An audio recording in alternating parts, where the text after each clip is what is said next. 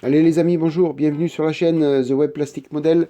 C'est Thierry pour la 4e vidéo du montage de la Ferrari SF70H. Alors, on s'était quitté dans la 3e vidéo. Eh bien écoutez, je ne savais pas si j'allais coller le capot arrière avec la carrosserie. Ben je l'ai fait, je l'ai collé. Voilà. Vous avez été plusieurs à me dire de ne pas le coller. Beaucoup m'ont dit de le coller aussi. Et puis bon, je pense avoir bien fait parce que le résultat après de la carrosserie est quand même parfait. Donc voilà, j'ai tout collé. Par contre, là, j'ai sorti le châssis pour vous montrer deux petits trucs. Premièrement, faire attention sur le châssis à ces deux petites ailettes. Là, elles bougent beaucoup. Et on peut, en manipulant le châssis, les casser rapidement. Voilà, donc faites bien attention à ces deux petites ailettes. Et puis après, donc moi, par contre, ben, comme un bourrin que je suis, j'ai collé le capot avec la carrosserie sans le châssis. Heureusement, c'est du Tamiya. Et heureusement que l'ajustement est très très bon. Donc pour les vis, parce que vous savez qu'il y a des petites vis à mettre derrière pour faire tenir la carrosserie sur le châssis. Heureusement, toutes coïncident à un poil près. Ça coïncide. Donc moi, je vous conseille de mettre le capot, la carrosserie avant de coller, de visser tout ça. Et comme ça, vous avez un ajustement parfait pour mettre la colle. Voilà, tout simplement. Bon, heureusement, c'est du Tamiya, comme je vous dis, j'ai pas de soucis. Sinon, j'aurais eu des problèmes pour mettre les vis après. Voilà. Alors, après, qu'est-ce que j'ai fait? Je suis venu retoucher, vous savez, il y avait un petit jour entre les deux pièces du capot. Donc, masticage, ponçage, masticage, ponçage. Il n'y a que ça à faire. La seule chose qu'il faut faire attention quand vous venez poncer cette partie-là, c'est sur le bas. Il y a une petite ligne de structure. Elle est très fine. Et en ponçant, on peut l'effacer. Voilà. Donc là, je vais vous la montrer. Cette petite ligne-là, ici. Voilà. Donc moi, je suis venu la regraver un petit peu plus en profondeur avant de poncer. Et comme ça, j'ai évité de la faire disparaître. Voilà, donc faites bien attention à ça.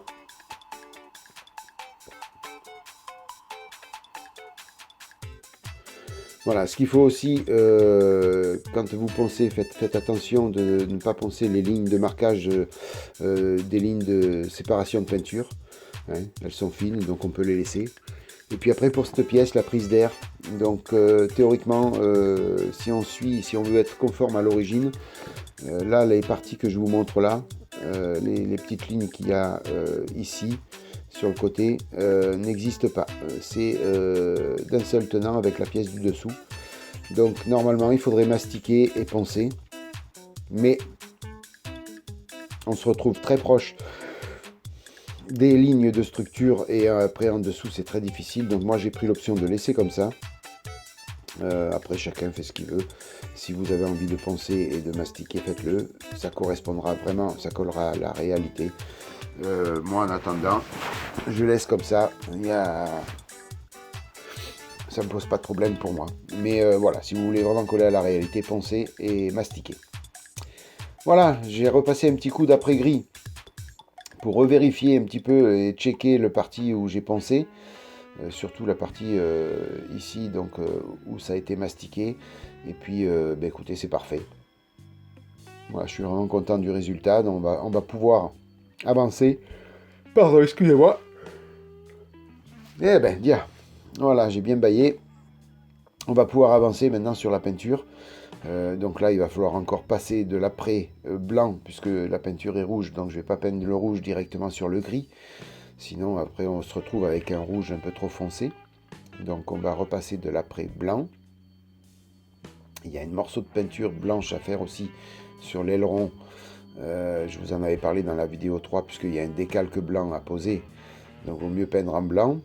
Voilà, donc là l'après blanc a été posé et la peinture blanche passée. Donc la peinture blanche, j'ai pris du blanc de chez Tamiya, hein, du blanc brillant, que j'ai passé sur l'aileron. Vous voyez, vous allez voir, c'est un petit peu plus brillant sur l'aileron que sur le reste de la carrosserie, vous voyez. Voilà, donc là c'est de la peinture Tamiya.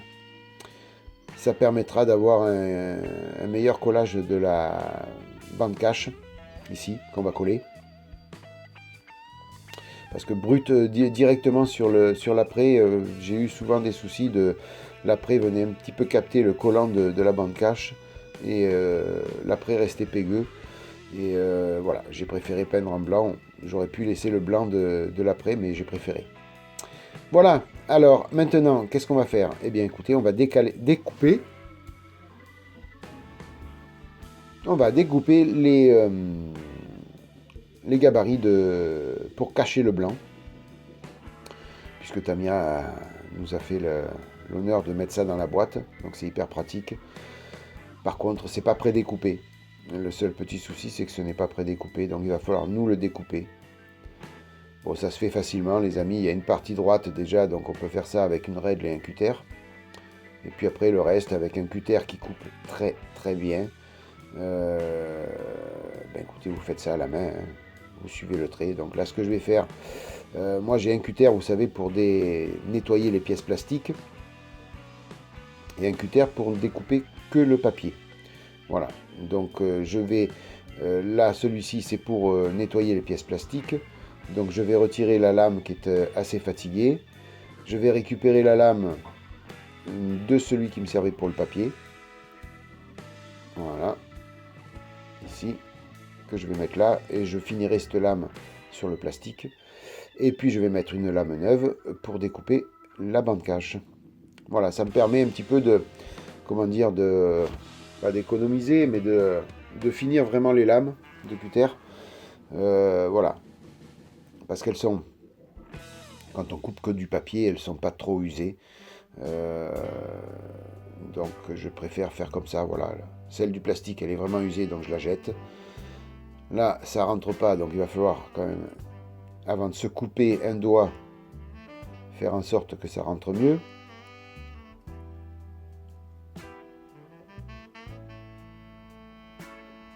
Voilà. C'est mieux. J'ai préféré parce que sinon j'allais me couper le doigt. Donc voilà, les lames, moi je les fais comme ça, hein, je les fais suivre pour qu'elles soient, que je les utilise toutes à fond, quoi, tout simplement. Hein. Et puis là, sur le cutter, donc là je vais mettre une lame neuve, ce qui va me permettre de pouvoir couper la bande cache avec précision et d'un seul coup, puisque tout est neuf, donc ça va couper à la perfection.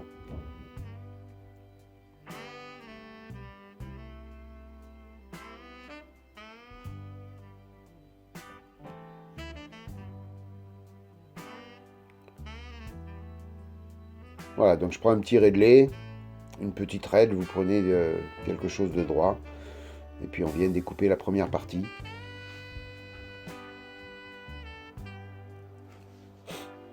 Alors là, c'est pas une histoire, faut découper sur le trait, pas à l'extérieur, pas à l'intérieur. À l'intérieur, ça serait trop petit, à l'extérieur, peut-être un peu trop grand. Donc moi, j'ai pris l'option de découper sur le trait. Et ma foi, au moins il n'y a pas de souci, quoi. Voilà, vous voyez, avec une lame neuve, c'est quand même beaucoup plus pratique. C'est propre. Ça le fait bien comme il faut. Sauf sur cette partie-là où mon cutter est un tout petit peu parti de travers. Mais bon, après j'ai réparé ça, c'est pas un problème.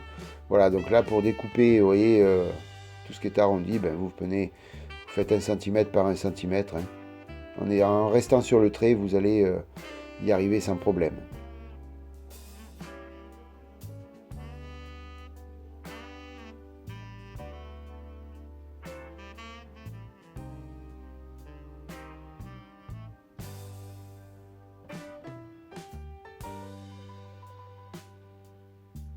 Voilà, l'avantage en plus de la lame neuve, c'est que vous n'avez pas besoin d'appuyer, de forcer. Donc automatiquement, vous allez avoir une découpe très très précise.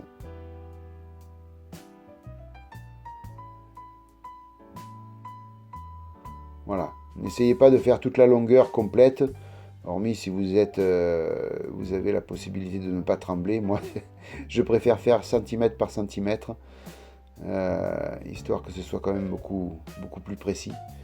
Parce que je sais que sinon, je ne partirai pas bien à l'endroit où il faut couper.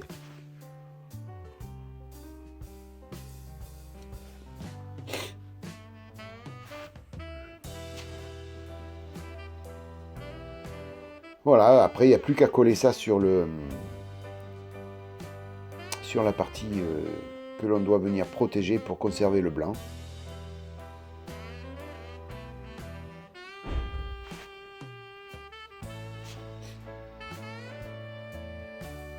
Voilà, en plus le décalque que l'on doit poser après par-dessus est blanc, mais je ne sais pas encore, puisque j'ai pas attaqué les décalques, je ne sais pas encore si le blanc est transparent ou pas. C'est pour ça que j'ai préféré venir mettre de la peinture blanche en dessous. Si jamais le décalque était un peu trop transparent, on ne verrait pas le rouge en dessous.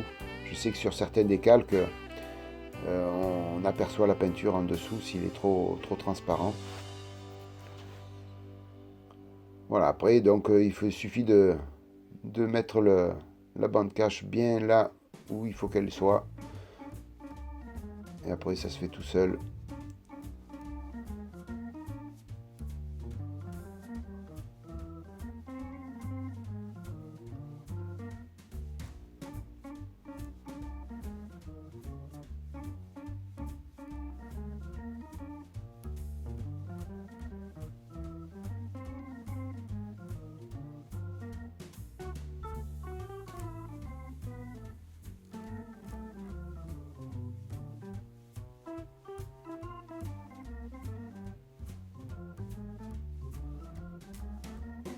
Voilà, après sur le dessus de l'aileron, il va rester un petit peu de blanc puisque la bande cache est pas grande pour épouser la forme complètement. Ben, vous rajoutez un petit peu ou du mascol ou de la bande cache traditionnelle Tamiya, hein, de la 5 mm, vous rajoutez ça par-dessus, histoire de bien protéger tout l'ensemble du blanc. C'est ce que je vais faire moi d'ailleurs. Voilà, bien insister et bien coller les deux parties limite peinture.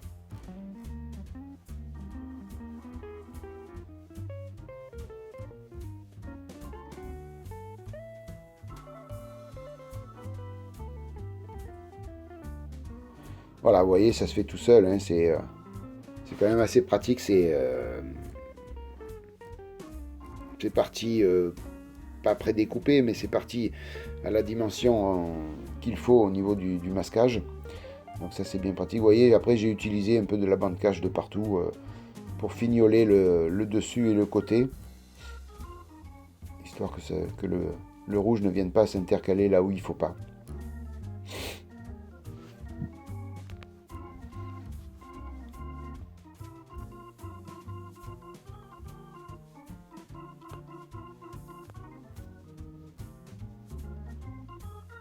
Voilà, on va pouvoir attaquer la peinture rouge.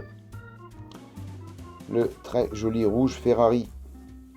Voilà, donc là c'est le rouge Ferrari de la SF70H proposé par Zero Paint.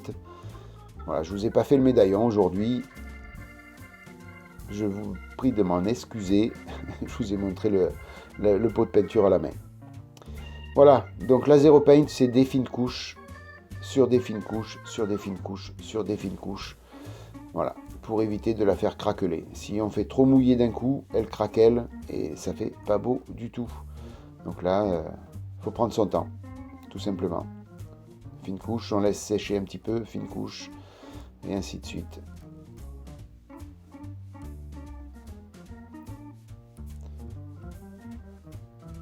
Alors je vous ai passé la phase peinture en accéléré, hein, parce que sinon ça va durer trop longtemps.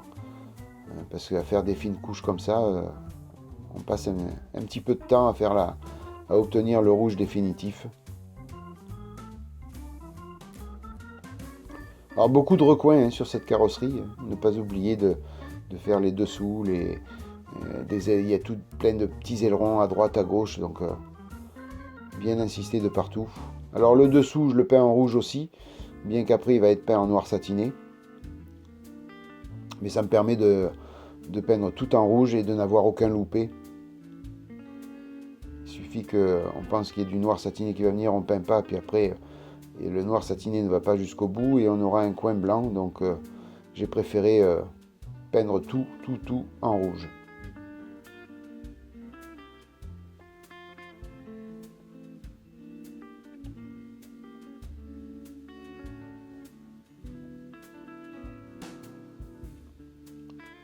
Là, vous voyez, c'est vraiment des fines couches. Hein. C'est pas de la peinture Tamiya où on fait une fine couche et puis après on peut envoyer la sauce et obtenir un brillant tout de suite. Non, là, si vous faites ça avec la Zero Paint, vous êtes mal barré. Parce que la peinture va craqueler et le résultat ne sera pas là.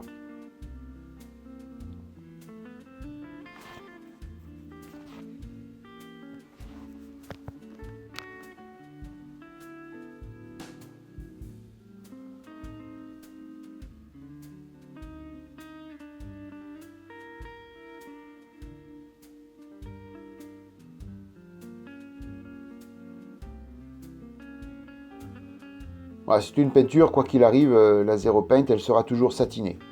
Voilà, vous n'obtiendrez pas avec la peinture directement un brillant parfait. Ça sera toujours satiné. Par contre, après, une fois que vous mettez le vernis, il n'y aura plus aucun problème. Voilà, c'est sec. Donc là, on a vraiment un beau rouge Ferrari. Après maintes et maintes fines couches, on obtient un très joli rouge. Mais satiné, comme vous voyez à l'image, c'est du satiné. Pas de souci, vous inquiétez pas. Après, avec le vernis, on ne verra plus rien. Voilà, on va venir démasquer maintenant et voir si tout est bon. Voilà, tout simplement. Toujours l'appréhension du démasquage. Savoir si le résultat est bon ou pas.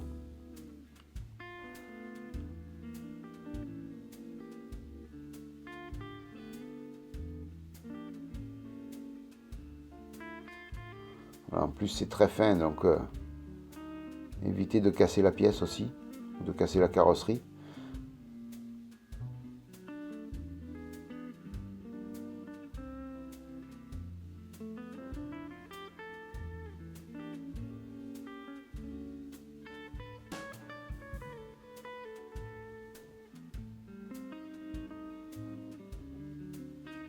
Il faut y aller doucement, c'est tout, hein, les amis. Hein. Il n'y a pas de... C'est pas la peine de se presser. Vous y allez doucement et puis après, tout est bon. Voilà, la partie la plus délicate est là. Mais voilà, c'est parfait. Très joli. Un petit peu d'irrégularité, enfin pour mon cas, parce que ma découpe est peut-être pas très très propre, donc un petit peu d'irrégularité entre le rouge et le blanc. Mais c'est pas grave, après le décalque va venir par-dessus. Donc très sincèrement, on n'y verra que du feu.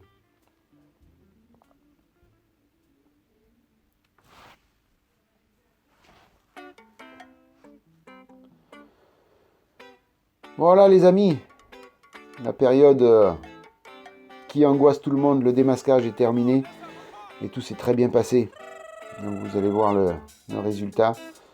Une belle petite carrosserie, je vais la laisser sécher quand même quelques jours avant de commencer à appliquer une couche de vernis et les décalques. Mais voilà, tout est parfait. Voilà les amis, écoutez, on va mettre un petit terme à cette vidéo. J'espère qu'elle vous aura plu et que vous allez la liker en masse. J'espère aussi que vous vous êtes abonné. Si vous n'êtes pas abonné, faites-le. C'est hyper important. Abonnez-vous et cliquez sur la petite cloche pour recevoir toutes les notifications de la chaîne. N'hésitez pas, si vous avez envie de faire un petit don pour la chaîne, pour m'aider financièrement, de passer sur la page Tipeee ou sur la page Paypal. Vous avez les raccourcis dans le descriptif de la vidéo. Et puis sinon, moi je vous remercie 1000 fois de votre fidélité. Je remercie 1000 fois mes tipeurs et mes paypalistes pour leur soutien financier. Et puis je vous souhaite plein de bonnes choses. Prenez soin de vous.